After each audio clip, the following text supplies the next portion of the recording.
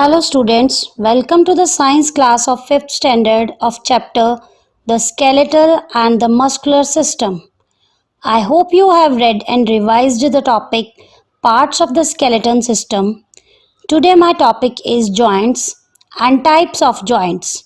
So kindly open your book at page 22. Joints. Now definition of joints is a place where two or more bones meet is called a joint. Students, at a joint, bones are held together by strong tissues called ligaments. Now, what are ligaments? Ligaments are tissues which attach one bone to another by a joint. So, ligaments reach from one bone to another and hold them together. Another strong tissue called cartilage covers the bones at the joints to avoid friction between the bones. Students, it protects the bones by preventing them from rubbing against each other. So students, the bones of the skeleton move with the help of joints. So joints make our body flexible and allow different types of movements. Students, joints are of two types, movable joints and immovable joints. Immovable joints are joints that do not allow any movement. The bones of the skull except the lower jaw are immovable joints. That is, all the joints except the joints in the upper part of the skull which protects the brain are movable joints. Do you know metal hinges and special rods are sometimes used to replace permanently injured joints of the knee, hips and elbows. That is, in case of fracture, metal hinges and special rods are used to replace injured joints.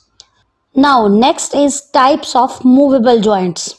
The movable joints are characterized by the presence of synovial fluid enclosed in a bag around the joint. Underline word enclosed and write down its meaning surrounded or closed off on all sides. Students, synovial fluid is present in each of the joints in the human body. This fluid is a thick liquid that lubricates the joints and keeps them moving smoothly. So the movable joints are also called synovial joints. There are four types of movable joints in our body. These are hinge joints, ball and socket joint, pivot joint and gliding joints. Let's discuss about these joints one by one. First is pivot joint. Pivot joint is present between the skull and the first vertebra called the atlas. Now what is atlas? Atlas is the first vertebra of the backbone. This joint allows our head to move up and down and sideways. Now number 2 is ball and socket joint. This joint allows movement in all directions. These are present in shoulders and hip joints. In this type of joint, ball-shaped end of one bone fits into the cup-shaped end of the other bone. Therefore, the name ball and socket joint. Next is hinge joint. This joint allows movement in only one direction, like the movement of the doors, hinges that allow door to move in one direction only.